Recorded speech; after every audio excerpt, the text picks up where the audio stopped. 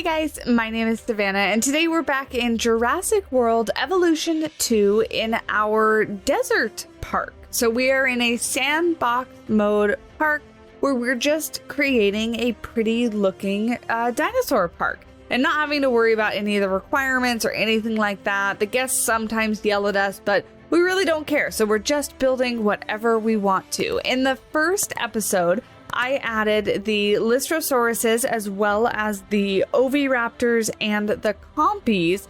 The compy and oviraptor habitat is what it's kind of backing up into this one where we're building now. And then the Lystrosaurus are on the other side. I asked you guys in the last episode what animal we should maybe put in with the Lystrosaurus because they just look so incredibly small in the habitat as they stand right now, because they are small and the habitat, although I tried to make it a little small, is still rather big, and so they just look like these tiny little things. And a lot of you guys said the Minmi, which I think is a great choice, and I didn't actually think of the Minmi when I was trying to decide what to put in there, but I think that's what I'll do. Now, admittedly, I did forget. I wanted to add them in at the very end of this episode and recording, but I just totally forgot. But I think that's what we'll do, is we'll add the Minmis to that first habitat up front. And that way it's just kind of like, you know, you walk into the park and you get lots of these little animals, right? Kind of like the meerkats and the flamingos of the dinosaur world. And then when you kind of continue on down the road, as I showcased last time, you get to this area here, which this is going to be our very first carnivore habitat. Actually, I should not say that. The compies are carnivores too. Our big carnivore habitat. Our first kind of real e-ticket dinosaur, maybe. And I really went back and forth on what to put here because I didn't want it to be something super spectacular. Like, I didn't want to just start off with the T-Rex right away, you know? And so I was looking at the carnivore list and I was thinking maybe something kind of medium size, like maybe one of the raptors, or, you know, we could have done Dimetrodon and put in him there because he's a carnivore as well. I was thinking maybe we could have started off with an aviary, but in the end, as you might have seen by the title and the thumbnail, I decided on the Allosaurus and the Carnivores. I went back and forth on whether to add the Ceratosaurus as well, but I ended up on... Actually, I'm pretty sure I ended up on the Carnivores. Oh my goodness. I used the Allosaurus for the thumbnail, and now I completely forget what the other dinosaur was that I added in here. I think it was the Carnivores, the one that sits like little chickens. He's one of my favorites. It's actually, honestly, why I'm pretty sure I picked him, so hopefully I wasn't getting myself confused. But just working on this kind of layered, it's not really layered, graded, I guess is the word, habitat, where it's kind of higher in the back and it falls down to the front, where we do have some water in the front areas before it goes up to as steep of a hill as I could make with Jurassic World Evolution 2, up to the viewing areas up top. I think this habitat gives a really good view of the dinosaurs, where they kind of, you know, wherever they are, you can see them because of the hill. And there's also viewing on the left-hand side as well. And then, as you can see, that I just put in a zip line across the whole thing. Now, in real life, I would not endorse this zip line. It is rather dangerous. There are no seatbelts to it, and you are going right over huge carnivores, and if you fall off, if the fall didn't kill you, the carnivore certainly would. But, you know, in Jurassic World Evolution 2, there's apparently no liability for anything, and guests hold on and don't fall off. So everybody is perfectly safe, and I don't see a problem, and it looks great. So I was happy with how it kind of looked going over the edge of that habitat there. It's also a really good way for me to get guests from one side to the other.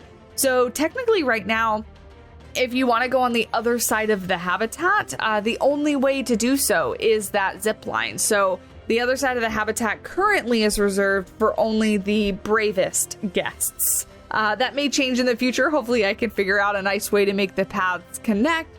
And, you know, everybody will be welcome over there. But right now it is just zip liners. And then technically the idea would be for people to be able to exit the back side of the hotel back over there, but that's not how the hotel works. So we just kind of have to pretend. So working on the guest areas now, because I'm pretty much honestly finished with the habitat itself. It was a really quick build, kind of like everything is in Jurassic World Evolution 2, because I don't really have too many decorations to use. I know we spoke about it in the last episode, but I really am hoping that Frontier adds more decorative pieces in future updates, because I need more variety. I need more things to make pretty parks. But we're adding a little bit of a seating area here, just because I oftentimes have trouble with scale in Jurassic World, and I forget how far apart things actually are, and the guests are pretty tiny. So making sure that we have plenty of seating. So if you need to take a rest, or if you brought your picnic lunch and you want to sit down and eat it, or you have kids that just need a place to sit, I got you covered. And then we're just doing our normal decorative things. So using some of the things that I didn't necessarily use in the last episode, just to kind of line the path, make sure we have signage everywhere that tells guests where they're supposed to go. And then using some of, actually, do I keep that? I don't think I keep that. I think I change it for my new favorite wall piece. Yes, I do, right here. This wall piece is basically going to be the backbone of this park, and it's going to decorate every single path probably throughout the whole thing. But secondary to that smaller wall piece is this one right here with the little doors on it. I think it's a great option for like a higher barrier and kind of helps hide things. So like, for example, that's the backstage or back area of the amenity right there. And so I just kind of wanted to create some separation between the guests and the back of that building, like there normally would be. We wouldn't want the guests just kind of looking straight in to the back of the restaurant or whatever it is that I placed there. It was either restaurant or drink, I think. And then lining the rest of this habitat, just again, to try to give that double barrier and the illusion that, you know, guests can't run up and just kind of stick their arm through and get eaten that way, because right now it definitely does look like that. And then using these little signs as kind of makeshift habitat signs, some information maybe about the dinosaurs that they're looking at. And yeah, so then connecting the path over here, I at one point connect the path just by curving it around the habitat, but it didn't really look right to me, and I wasn't really happy with how it was turning out. So I end up getting rid of it, and that's why the zip line is the only way across to that other side, because I just wasn't happy with how it was looking, and paths in this game is one of the ways that you can be most creative. So I just want to make sure that we're doing things that look cool and that I'm happy with. Right here, I forget. What am I doing? Oh, that's right. I'm kind of making this like, it's like a decoration side of the walkway, and I'm just using some of these decorative pieces that have like stuff that maybe the service people would use, and so I'm kind of using it as just like a storage area, or like a, what is the word, like a service area, I guess, for like electricity and water and like things like that, that might not necessarily be something that you really want the guests to have to look at. But, you know, we add trees, we put it behind a wall, we make it look a little bit pretty, and then it just kind of adds to the atmosphere, I think, where not that there's any sort of realism in a dinosaur park, but, you know, you might not be able to hide all those things in a real park. So just making them look as pretty as you can works, I think. And then just adding lots of rocks and lots of trees, lots of plants. I love the desert aesthetic. So I'm having a ton of fun adding all those plants to this park. But again, always would want more. As we kind of continue decorating this little guest area, I did kind of want to speculate with you guys for a second. So if you have any speculation going off of what we're going to talk about, definitely leave it down in the comment section below. But I was thinking the other day, you know, we got this DLC a little over a month ago in December. And that means that probably come in the next 2 months or so, we're going to be expecting another DLC, hopefully, from Jurassic World Evolution 2. And I have no guesses, absolutely no guesses as to what it might be. I mean, I think maybe if I had to guess, maybe another era-focused DLC where it's not obviously movie themed, because I'm pretty sure they've done everything with Jurassic World Dominion that they possibly can do, but maybe like another era or time zone pack, and just adding more dinosaurs or prehistoric animals that we're missing. I think it would be really cool, and this is kind of far-fetched and wishful thinking, I think, but if we got some prehistoric mammals in the game, I would be very happy. I think that would be pretty exciting to add to the game, but I don't think we had any prehistoric mammals in Jurassic World Evolution, the first one. I'm trying to think back, so if I'm wrong, please correct me, but I don't think we did. And I think that would be a really cool and different addition to the game. Other than that, I really don't have like a wish list set of dinosaurs, because I'm still kind of learning my dinosaurs as I play this game and as I play like Prehistoric Kingdom and stuff like that. So if you guys have any good ideas or like major wish list dinosaurs that maybe were in the first game that haven't quite yet made it to the second game, definitely do let me know, because I would be interested, and I can't wait to see what they decide to bring, because alongside dinosaurs, more gameplay and stuff like that, I'm not quite sure where they're gonna go with it. I have no guesses, so definitely do let me know.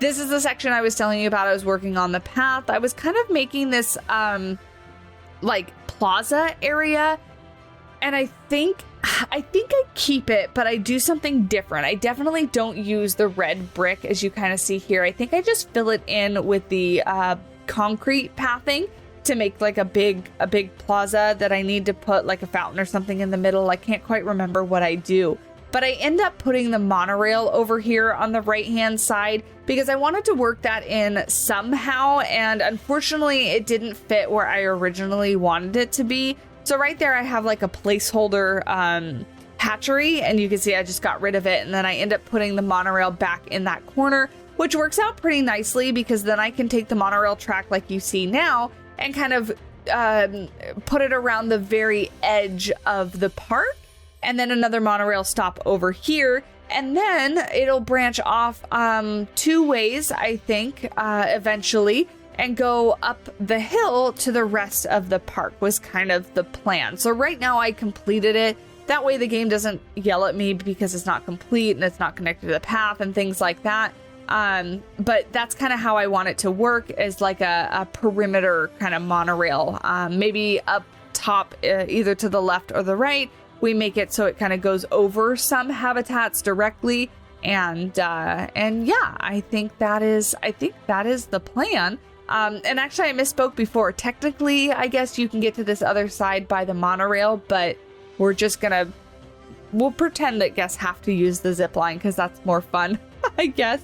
But yeah, they technically can use the monorail to get to this other side. And here I'm just trying to figure out what I can fill in the gaps with without being too repetitive. And that is one of the main reasons why I'm hoping for more decorative pieces, is because I'm already finding it difficult not to be repetitive with the decoration pieces that I have. So we just do some plants here and a couple of these stone pieces and finish that off. It's a relatively short video, so thank you guys so much for hanging out with me. I have not yet started on episode 3, and I also have not decided what animal to add next. I was thinking aviary, but I definitely could be persuaded into a lagoon or another type of just exhibit animal in an open exhibit habitat. So definitely let me know your opinions down below. And of course, if you made it this far, please do enjoy the little end cinematic shots. Leave a like on the video. It really does help me out. And hit the subscribe button if you're interested in any future Jurassic World Evolution 2 content. I do have a website that you can check out, as well as a bunch of other social media accounts. All those links are down in the description. And on my website, I do have some merch if that's the kind of thing you're interested in and you're looking for a way to support the channel. But here we go. We get a look at our Allosauruses and our Ceratosauruses. I was wrong in the beginning. I added the Ceratosauruses. That's right. I really wanted to add the Carnivores, but the Ceratosaurus and the Allosaurus are the dinosaurs that actually do get along. So I ended up adding them. So we'll need to add the Carnivores at one point because those little chicken sitting dinosaurs are one of my favorites. But yeah, so I hope you guys really did enjoy, again, all those YouTubey things. Like, comment, subscribe. Really do appreciate it. And until next time, I will talk to you guys in the next video. Bye.